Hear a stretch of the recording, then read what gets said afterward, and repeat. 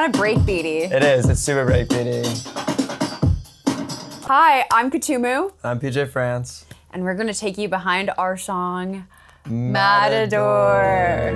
See me on the floor, Matador, tell me what you want. I've always been a bull, keep it cool as the crowd. PJ and I met in college and we did music together, and I moved to LA in 2024 after graduating, and yeah, we just sort of like started collaborating a little bit, and PJ would send me guitar things he would make, and the way that I write, I like to write in transit a lot, and he sent me on the bus, yeah, and he sent me a guitar loop, and I wrote to it, and at the time I was, you know, the song is sort of about being in a relationship, or also just sort of like any sort of interpersonal relationship and feeling like you're being toyed with. The hook is, I'll be chasing red flags so I'm gone. And the metaphor that I'm using is like a matador fighting a bull, or rather not fighting a bull, but doing a bull showcase. And a bull is ostensibly this really strong, majestic beast, and it's, you know, just being toyed with. And I feel like I've felt that way in relationships, and I don't know, it was just kind of a very cathartic song. I don't know, do you want to play? Yeah, I can show. So I, like Kat said, I was sending her a few guitar loops at the time. She had, you know, just moved out here and likes to get started on songs on her own. So I sent her one that sounded like this, yeah.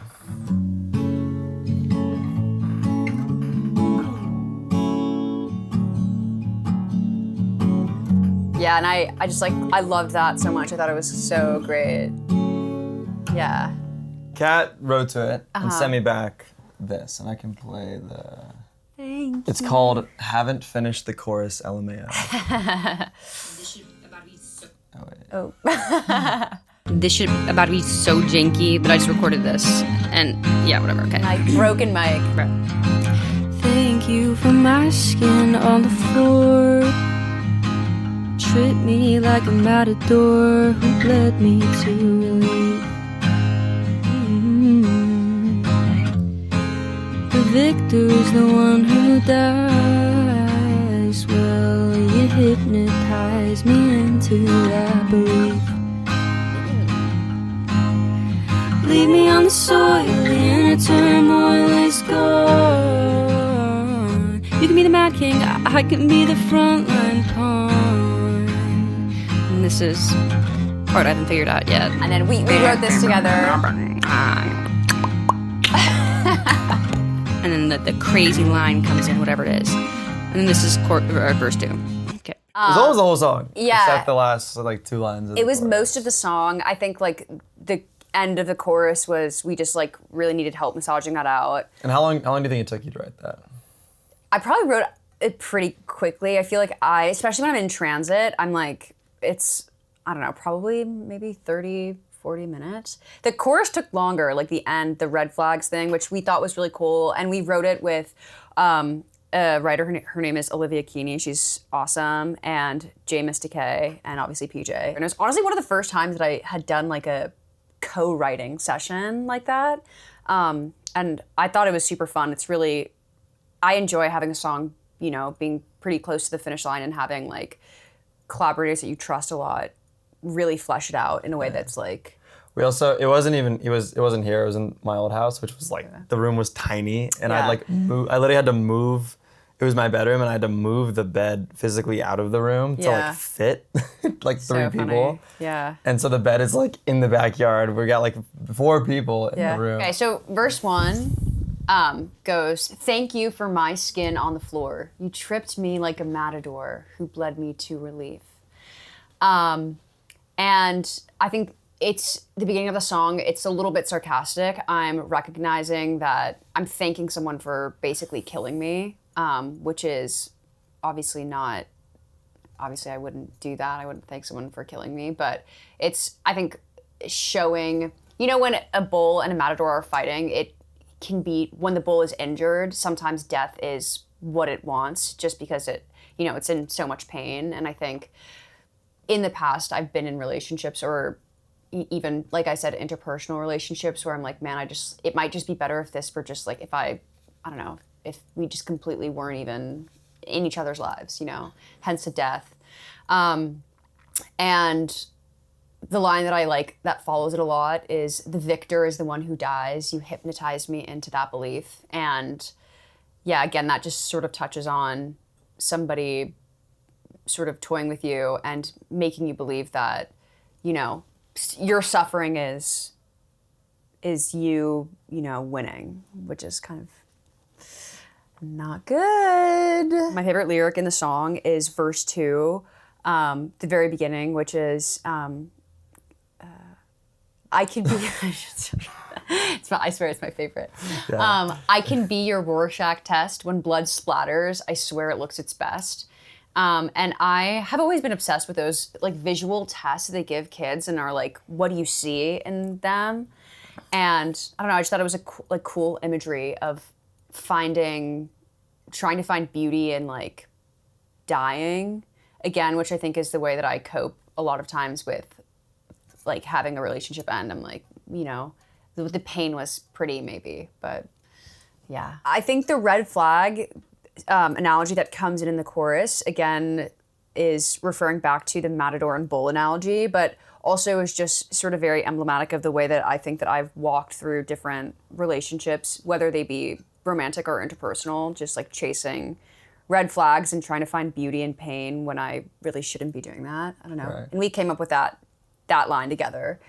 Yeah, because you sort of, it was funny because like you hadn't, I don't think we'd made that, like it is a double entendre, but we hadn't connected those dots until we came up with that line that, like, you know, people talk a lot about red flags, like, oh, that's a green flag, that's a red flag.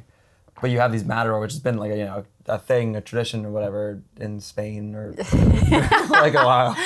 I need to do some reading. But these bulls are literally chase red flags, which just felt, I don't know. So it coincided with like the language we use today. And in a cool way. Yeah. So Kat co-produced it along with me. So, you know, she definitely got in there. You know, I sent her the guitar loop, she wrote over it. We finished the writing together.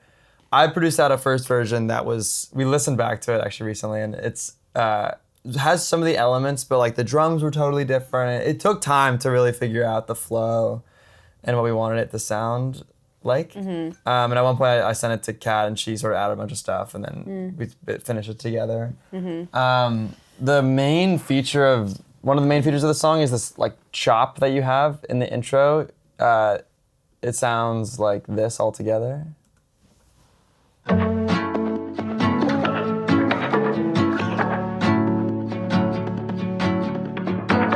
Thank you. And then there you have the acoustic guitar, which is, I'm like muting it with like a headband, I think, because it's sort of a rubber bridgey sound, but I didn't have a rubber bridge, so I was kind of just muting it. And then this was I think it was an electric guitar loop that I played and then chopped, like, and then processed and chopped up. So I'm literally chopping and pitching each of these notes here. Da-na.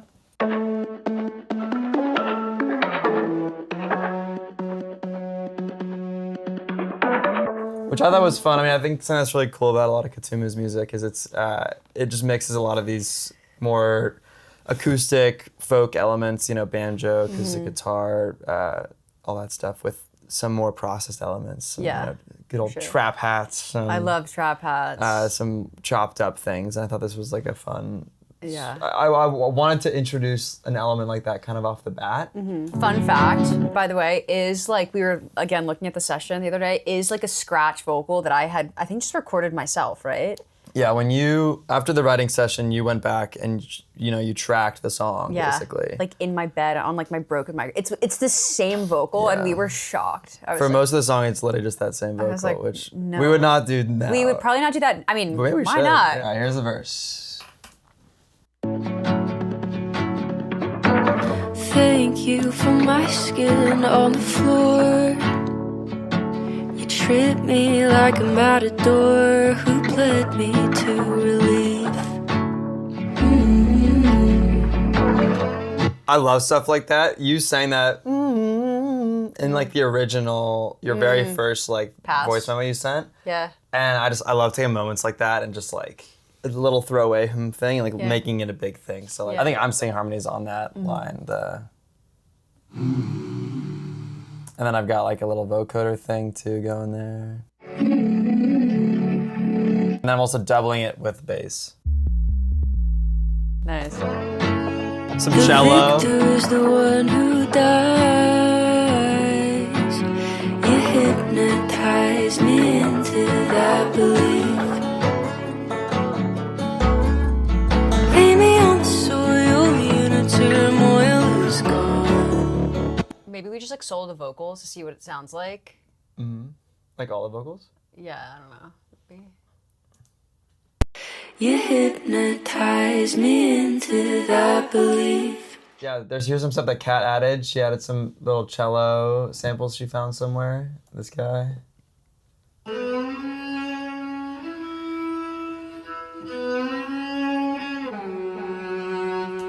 That was kind of fun. I would never have added that.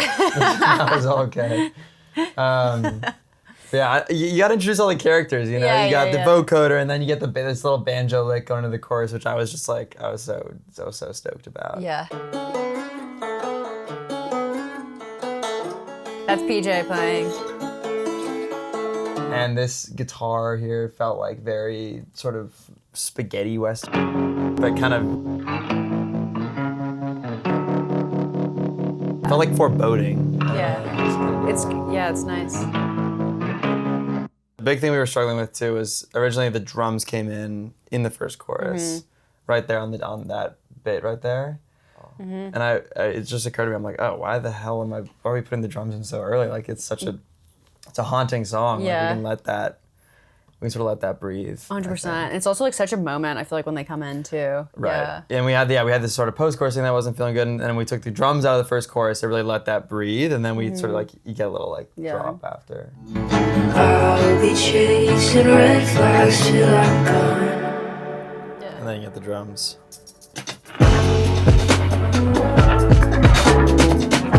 Some cat harmonies.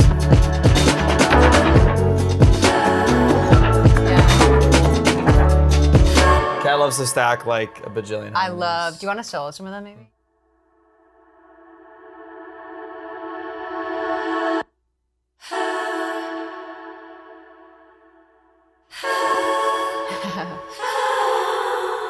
And I remember like really wanting the second chorus to feel like things were just starting to like kind of run away. And there's the sort of fill in the drums into the bridge. It's like you kind of hear these like, it's like reverb on the drums. It's like getting bigger and kind of like, whoa, it's like literally pitching up into that.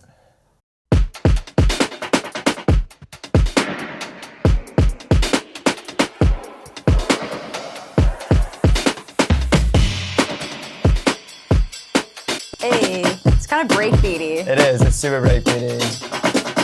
We just had like a lot of fun. I mean, it was like the first thing that we did together, and it's like, you know, a song about like being in whatever like toxic. It's just like it was a fun like first project, honestly, like to work on with a friend that I knew well, and I feel like at least these days, really enjoy working with people that I know, and there's something really awesome about having, you know, done music. We played music together in college a little bit, but with someone, and then like having them help you produce out a song, you know. Red flags till I'm